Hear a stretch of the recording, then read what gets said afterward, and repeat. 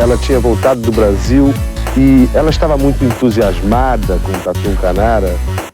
Não sei, isso aí pode ser intuição da mãe, sei lá, de outras crianças conversando, não sei. 10! Nota 10! O senhor vai gostar, hein?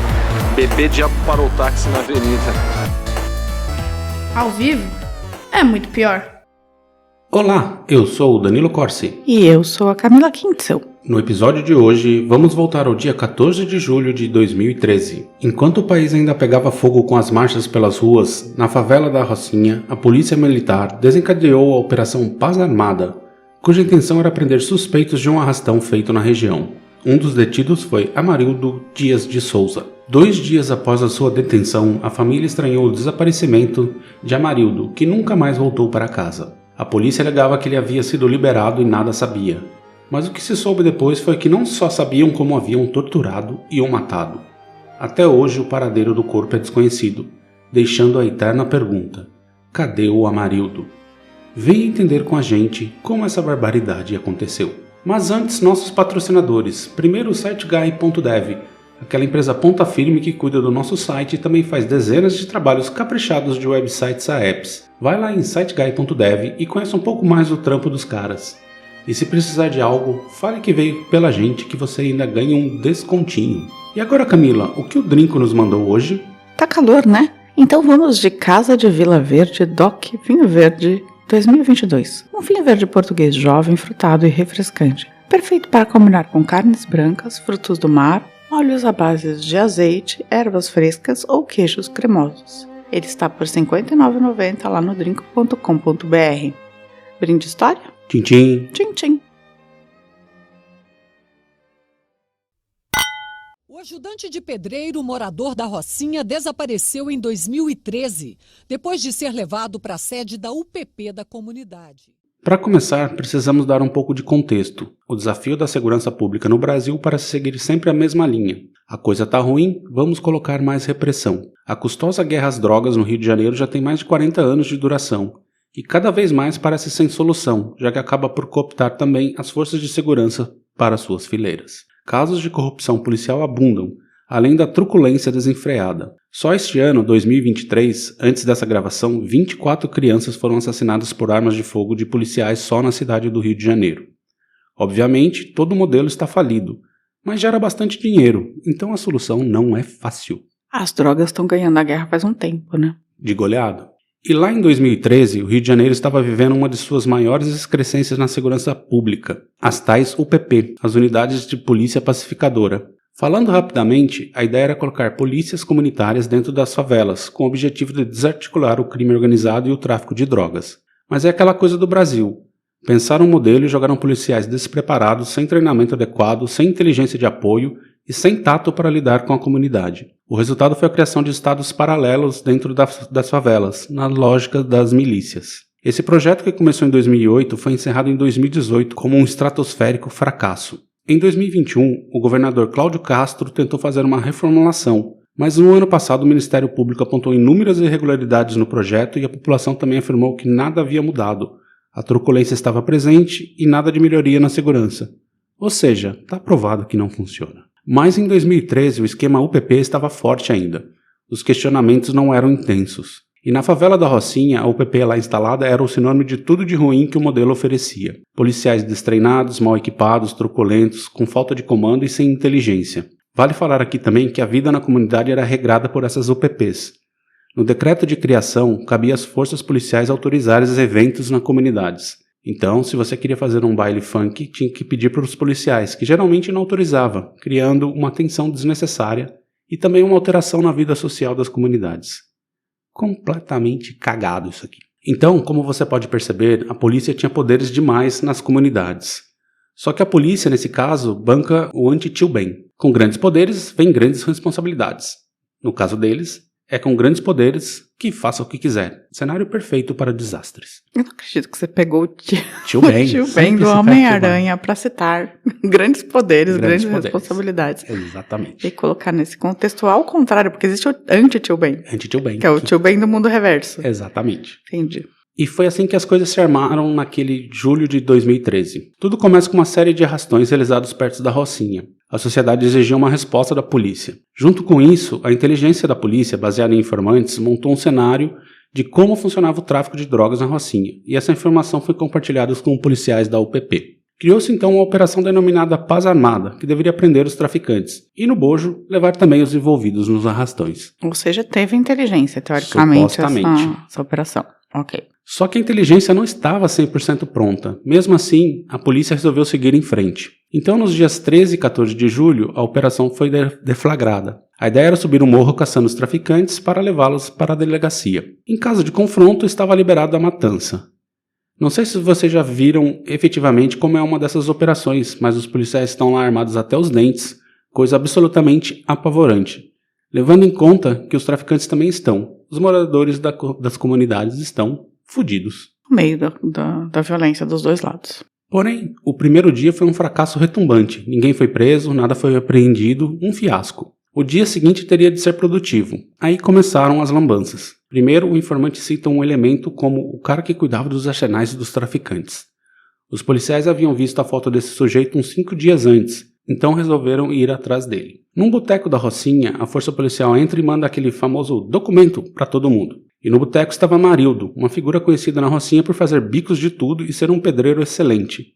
Ele era analfabeto e morava com a esposa e os filhos em uma casa de apenas um cômodo, sem banheiro. Era realmente um cara bem pobre. Para levar comida para a família, ele ia pescar todos os dias, senão não tinha nada para comer. Gente do céu. Um dos policiais olha para Marildo e tem certeza que ele é o sujeito dos arsenais. Resolvem levá-lo para maiores averiguações na sede da UPP. Colocaram-no na viatura e foram para lá. Era o início da noite do dia 14. Sua esposa ficou sabendo do ocorrido e correu para a UPP. Chegou a tempo de vê-lo entrando. Achou que não ia demorar para liberá-lo e voltou para casa. Só que essa não era a vibe da polícia. Crentes que haviam pegado um traficante procurado, eles queriam confissão. Mas a marido nada sabia. O major Edson Santos, o comandante da UPP da Rocinha, decidiu então começar uma sessão de tortura para obter a confissão. Levaram a marido para a parte de trás da UPP e mandaram ver. Espancamento, afogamento, toda sorte de barbaridade foram cometidas. E como que a gente sabe disso? Teve testemunha? Tem testemunha depois, vou falar sobre isso. Ok. Obviamente aquilo não iria acabar bem. Lá pelas tantas bateram tanto em Amarildo que ele acabou morrendo. Rapidamente os policiais se agilizaram, colocaram ele em um saco, botaram na viatura e foram desovar o corpo em algum lugar. E começou também a Operação Abafa.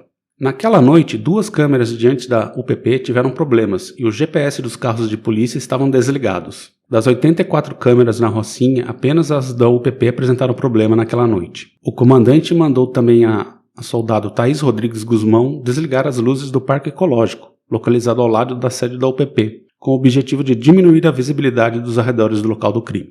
Ou seja, as câmeras foram desligadas e as luzes apagadas do local onde se supõe que Amarildo foi desovado. A versão da polícia é que ele havia sido liberado, desceu para o parque e sumiu, talvez pego por algum traficante. Só que a casa do Amarildo ficava do outro lado, então não fazia sentido ele ir em direção ao parque. Levou uns 2 dias para tudo começar a feder. Como ele não voltou, a família passou a questionar tudo, com a história chegando à imprensa. O major chegou a subornar uma moradora da comunidade, a Lúcia Helena da Silva Batista, para que a mesma mentisse em testemunho sobre o caso Amarildo. Lúcia, em sua primeira versão, incriminava o traficante Tiago da Silva Neres como autor do assassinato de Amarildo. Depois de voltar atrás em seu depoimento, Lúcia disse ter sido orientada pelo major a dar falsas informações por temer represálias de policiais militares contra seu filho, além de ter recebido um pagamento. Eita, bonito isso, né? A auditoria militar foi para cima dos policiais, que negaram o fato. Entretanto, as informações colhidas foram suficientes para indiciar 26 policiais pela tortura e morte de Amarildo.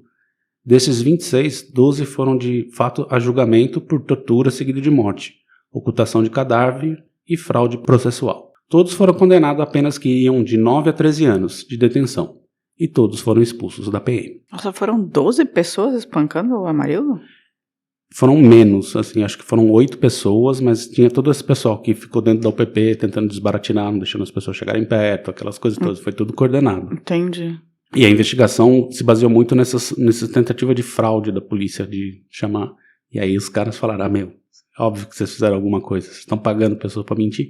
Entendi, então foi muito por conta de, tem muita gente tentando acobertar, na verdade. Exatamente. Mas aí vem o componente Brasil. Dos 12, nenhum está cumprindo pena. 6 deles foram reintegrados à PM, 4 foram absolvidos após recursos e os demais conseguiram direito à pena domiciliar. Repito, nenhum policial cumpriu pena. Gente, que absurdo isso. 0. Em julho de 2016, a Justiça condenou o governo do estado do Rio a pagar uma indenização à família de Amarildo. A viúva e os 6 filhos deverão receber 500 mil cada um. Na sentença, a juíza determinou que os filhos recebam pensão até completarem 25 anos. O Estado ainda deve pagar à viúva um salário mínimo por mês. Pela decisão, uma mãe de criação e 2 irmãos de Amarildo devem receber R$100 mil cada um. Até hoje, nenhum centavo foi depositado para os familiares. E também, até hoje, não se sabe onde está o corpo de Amarildo. Como os policiais, mesmo condenados, negam o crime, o paradeiro do corpo nunca foi revelado, impedindo que a família feche o ciclo de despedida de Amarildo. Aparentemente, nunca conseguirão. Até porque, se os policiais falarem onde está o corpo, eles vão perder os benefícios de pena domiciliar e coisas do gênero. Na verdade, eles assumem, se eles estão negando até agora que mataram o Amarildo e essa linha de defesa, eles não têm como dizer onde está o corpo, né? Sim, então, nunca Não é que nem nos Estados Unidos que tem assim, você pode ser condenado à pena de morte, mas se você disser onde está o corpo, você fica em prisão perpétua, sabe? Daí faz algum sentido a pessoa dizer que, ok. Então, se reduzissem a pena por ele mostrar o corpo e tal... Eles não têm motivo, eles não estão presos, eles foram reintegrados, está tudo bem, assim. Enfim, essa foi a história do Amarildo. Tem um documentário no Globoplay muito interessante, com depoimento dos familiares e trechos do julgamento, onde fica evidente a lambança policial. Vale a pena assistir.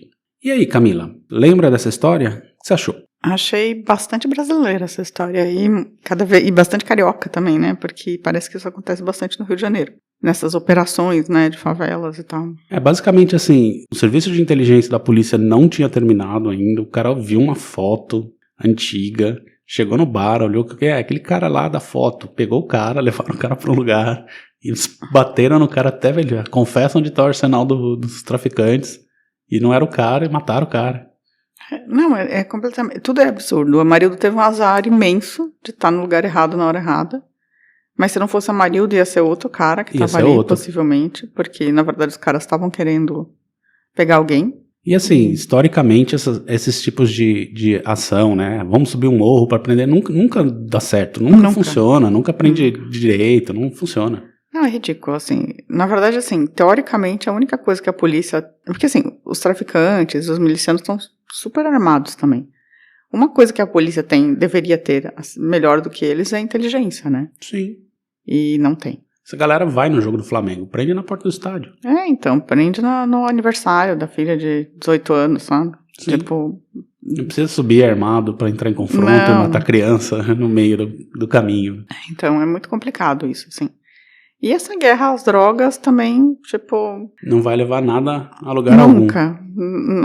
A gente já provou no mundo inteiro que não funciona, sabe? No mundo inteiro tá provado que isso não funciona, agir dessa maneira, assim. A Colômbia voltou atrás nesse tipo de abordagem e teve uma bela de uma melhoria, né? Porque assim, não dá, cara. Tipo, assim, tem consumo. Tráfico é uma coisa que dá muito dinheiro para essas pessoas.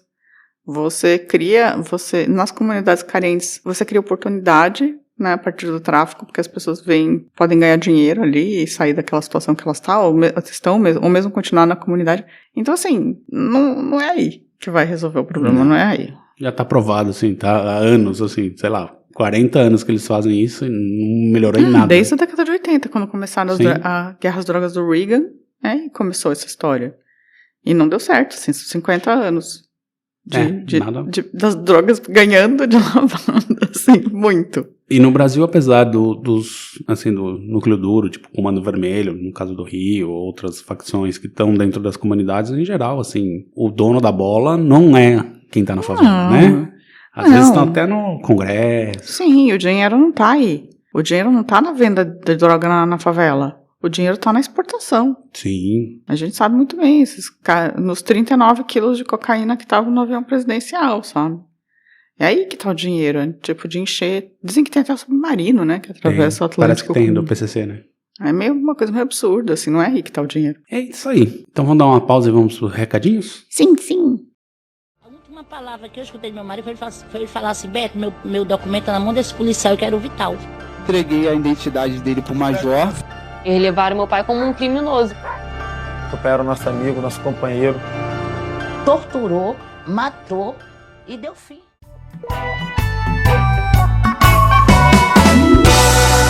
Recadinhos. Camila, se alguém aí tem informações sobre esse negócio de guerras, drogas e quiser contar pra gente, como faz? Primeiro conta pra inteligência da polícia, que ela vai fazer um ótimo uso. Vamos concluir que o sangue é humano. Então, aí a gente... Essa história do sangue humano é porque, dando contexto, uma vez a gente tava vendo uma reportagem na TV que tinha morrido uma pessoa, era um assassinato em São Paulo. E aí No Rio. Aí o repórter disse, depois de 3 dias, o Instituto de Criminalística conseguiu afirmar que o sangue é humano. E a gente, tipo, pô, os caras demoraram 3 dias pra isso, mano. Tipo, sério. Tenso. Enfim, mas, sim. Agora, se quiser falar sobre outros assuntos, assim, pode falar com a gente, né? No contato@muitopior.com.br, no nosso site, muitopior.com.br, você pode deixar recadinho. Ou também você pode falar pelas redes sociais, Facebook, Instagram, YouTube, que não é uma rede social, né, na verdade, mas pode deixar comentário lá. E o X. O Spotify. No Spotify também tem lá a pergunta da semana que você pode responder. E nos recadinhos, essa semana foi um fiasco. Nossos ouvintes nos abandonaram, que tristeza. Ninguém gosta da gente? Pois é, olha só. Mas também, assim, foi uma semana cheia de eventos, né? Tá todo mundo preocupado um pouco com Israel e com a guerra na faixa de Gaza. Acho que mas pode jogar um joinha lá, mandar uma mensaginha, né, pra gente. Você tá se sentindo carente? Então, olha, completamente. Tá bom. Mas quem não nos abandonou foi a Helenara Stein, que lá no episódio, no Instagram, ela falou que ouviu na terça-feira e foi um alívio no meio de tantas notícias preocupantes no mundo. O teatro de revista era bem popular, pelo que eu vi dos parentes mais velhos. Belo episódio. Vai ter mais um, que se for fiasco, vai ser fiasco também, que vai ser o próximo das vedetes. Aí tem uma galerinha que deixou um curtir lá pra gente no Instagram, que foi o Danilo PS83, a Michele Magalhães, o Alessandro Soares, o Ricardo Cravo, sempre onipresente, a Céfio Souza e o Tom do Pin Oficial, além da Andréia. Cubas. Beijo, Cubinhos. E é Tom do Pin nada oficial, ele não é nada oficial. Lá no YouTube, o nosso Charles de Castro, também o nosso rei das pautas, né, sugestões, mandou mais uma. Ele mandou: fala rapaziada, será possível vocês contarem a história da carrocinha no Brasil? E onde surgiu? Abraços e até mais. Uia, carrocinha. Carrocinha. Nossa, fazia tempo que eu não ouvia nem esse... Será que ainda existe? Acho que não. Acho que o Centro de Controle de Zoonoses não tá com essa abordagem mais. Mas deve ter algum tipo de recolhimento de animais, mas não do jeito que era, né? Lá no X, o Cláudio Schubert e também o Ricardo Cravo mandaram um curtir lá no nosso post do episódio do teatro.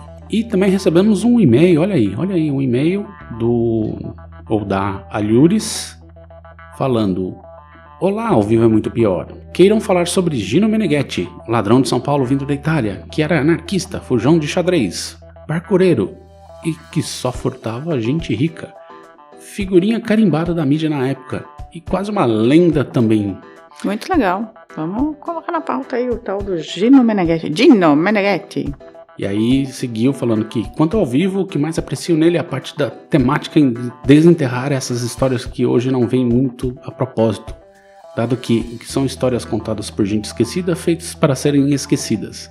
Vocês as desencravam debaixo da terra, revivem-nas, nem que só por um pouquinho. Eu amo isso. Olha aí. Fofíssimo. Não é fofíssimo, porque eu não sei nem quem é.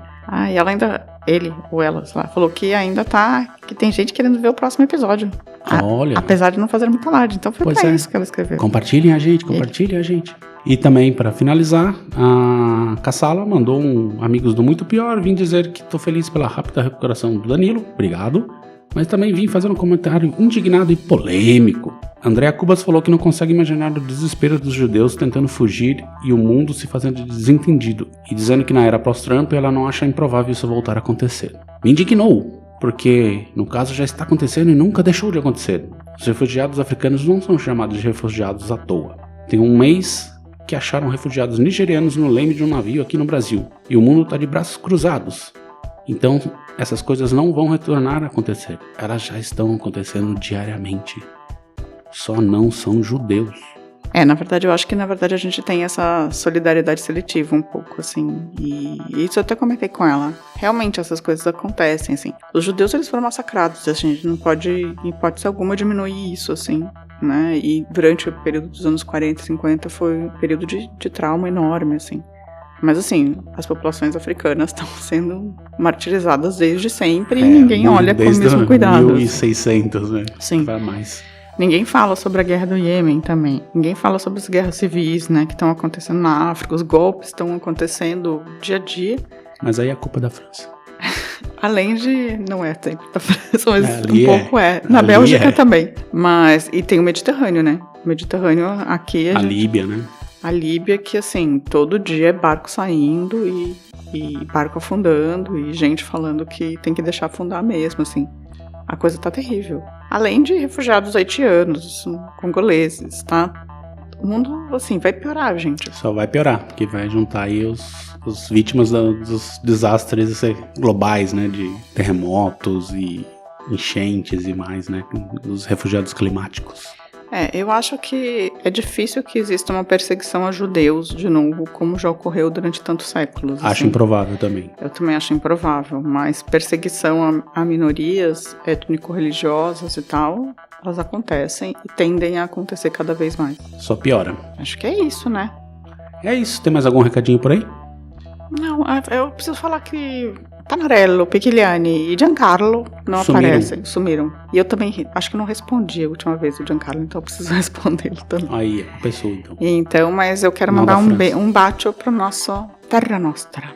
Isso, nosso núcleo Sauerkraut também sempre presentes. Eles são muito presentes. É um povo herdeiro, né? Os alemães sempre na frente, na vanguarda. Então tá, gente. Tenha uma boa semana. Semana que vem estaremos de volta. Tchau, tchau. Tchau, tchau. Ao vivo é muito pior. Esse episódio é um oferecimento de trinco.com.br e siteguy.dev.